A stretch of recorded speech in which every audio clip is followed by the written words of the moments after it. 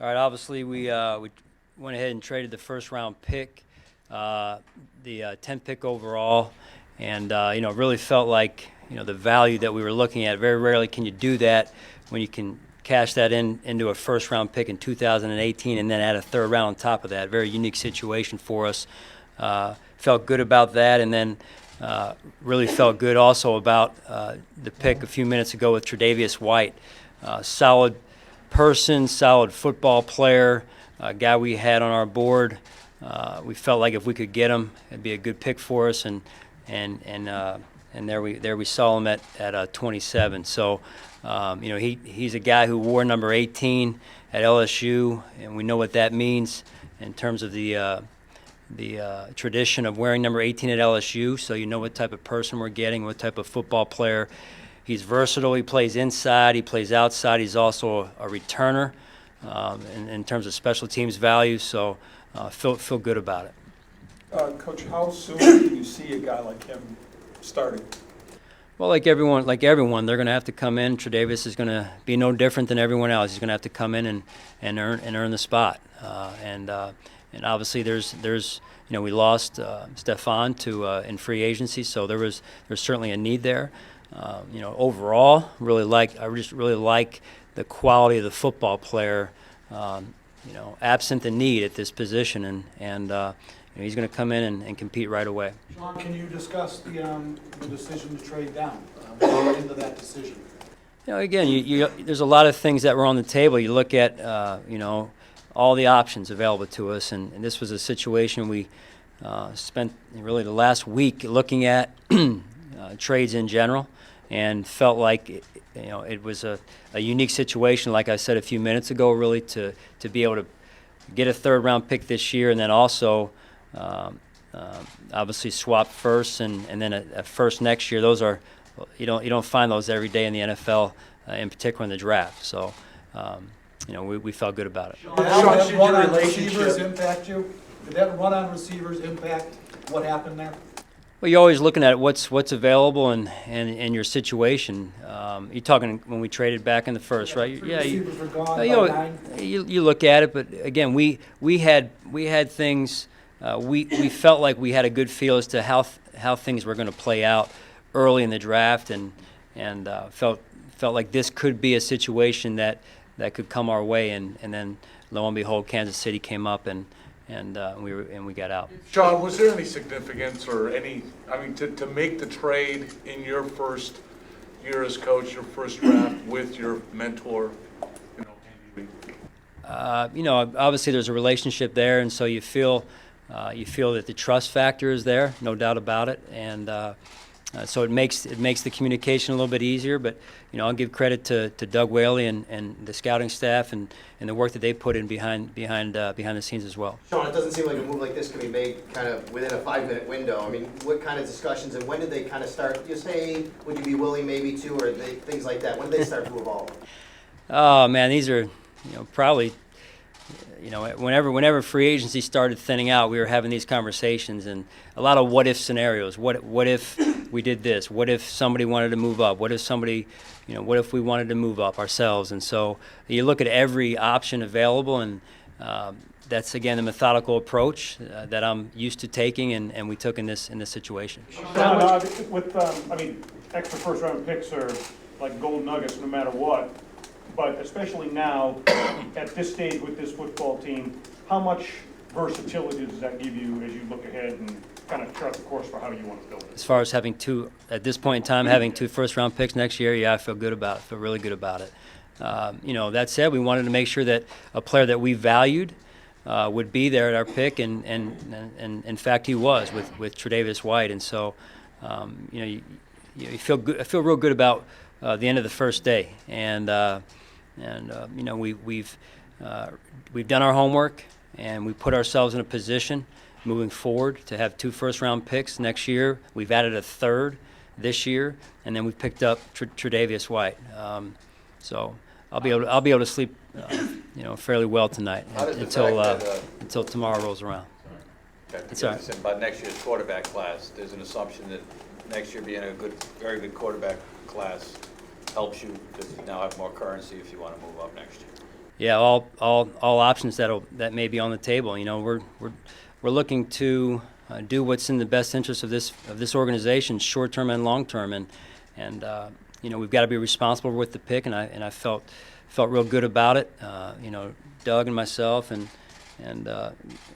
Terry, and the communication that ensued, and felt real good about it. We did our homework again, and you know, this was something that we felt like would help us and put us in a position next year, obviously with 2 first-round picks. So. Does it worry you a little bit that, you know, Andy Reid's no slouch of a coach? He sees something in Mahomes that you didn't? Does it worry me? Look, you look at things and you say, what's in the best interest of this organization? That's what I have to do. You know, Andy's got his own situation. We have our own situation here. That's the nature of the draft. You know, so you know, you stick by what's important and what's right for us, and that's what we did. Did you consider moving down at 27, and did you have any offers to? We looked at a couple things. You know, I just didn't feel like it was. We didn't feel like it was right at this time. We looked at a couple of situations that were on the table as well at 27. But we had a chance to get a good, solid football player, and I wasn't passing that up. Did you personally speak with Andy Reid, and what was that conversation like, if you did? We've had some conversations as this process got going, and then really, again, I give credit to Doug Whaley on this and John Dorsey on their end. They really did a nice job in working things out here. How much consideration when you were making that, going through that decision process, did you give to how this guy compared to passing up on guys like Lattimore, Humphrey, you know, the guys who were generally regarded as higher ranked corners? Yeah, sure. Fair question. You know, you have to do that. You have to look at what you're potentially passing up on whenever you trade, whether you go up or you go down. You got to look at what could be there and what you're either gaining or what you could be, you know, trading away from. So, you know, we had those conversations and we did our homework on it. Yeah. Sean, how did your experience in Carolina, because I know last year you guys had some kind of fairly inexperienced cornerbacks. How did that kind of play into this decision to wait to grab one?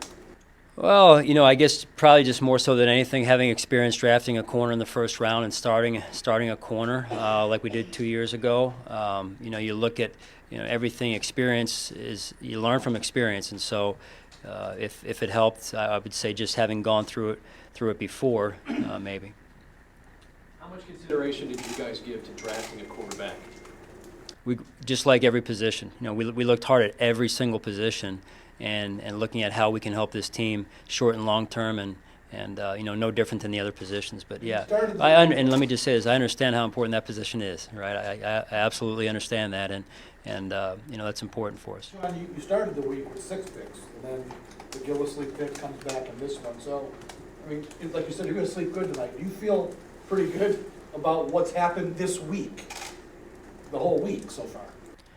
Yeah, I feel good about it, but not satisfied. You know, when I say that, I mean every waking hour that our coaches and our personnel and Terry and Kim, this is what we live and breathe. I mean, we're looking to put this organization in the best position to be successful, and so you know, every minute that we're up at that draft board and until I came down here, even after we picked, I'm looking to see what we can do next to get better. Sean, as excited as you are about, you know, what you got today and what you got accomplished today, there seems to be a cloud hanging over part of this team with reports about your scouting staff, possibly Doug Whaley's job being in jeopardy.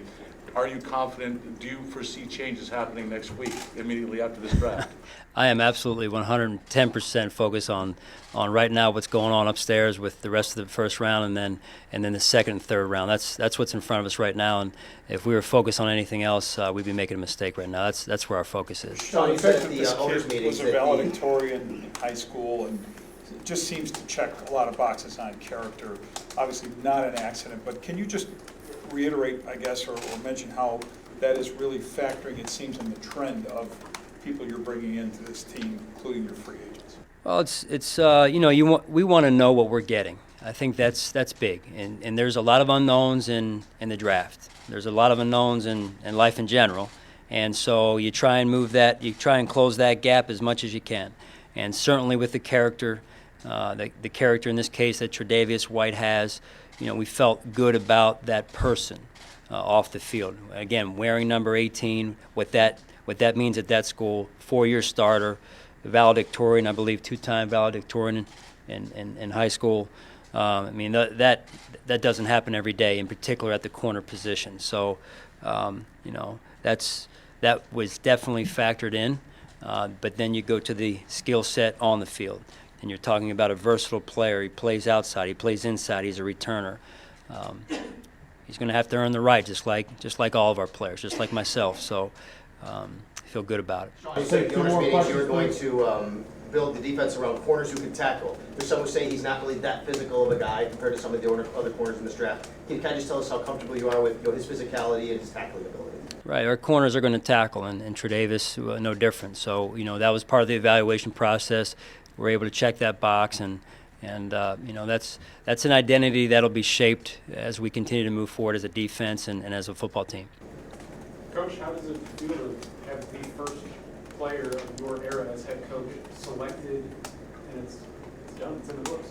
Yeah, I feel good about it. I feel real good about it. Like I said, again, first day in the books, feel good about it. I feel like our homework has paid off. Our research and our time that we've put into it put us in a good position. Now I'm ready to start thinking about, again, what I said, what's going on upstairs right now, and how we can get better tomorrow. Another situation, another opportunity for us to get better tomorrow, and that's what we're looking forward to right now. But feel good about it. Be able to sleep a couple more hours tonight, and you feel good about when your hard work pays off, and that's not only mine, but the staff upstairs, the coaches, and everyone from the cafeteria staff to the whole organization. I mean, this is good for the Buffalo Bills organization, and so you feel good about it from that standpoint for sure. Sean, you mentioned character a bunch. I mean, were there any guys that just weren't on the board because of red flags in that area? There's guys that yeah, you'd say weren't on our board. Yes, there's guys that were not on our board. I'm not going to get into those names specifically. I'd just rather not at this point. But what's our board may be different than other people's boards. But we're looking for certain things, and so character is part of our evaluation process. Yeah. So, thanks, guys. Appreciate it.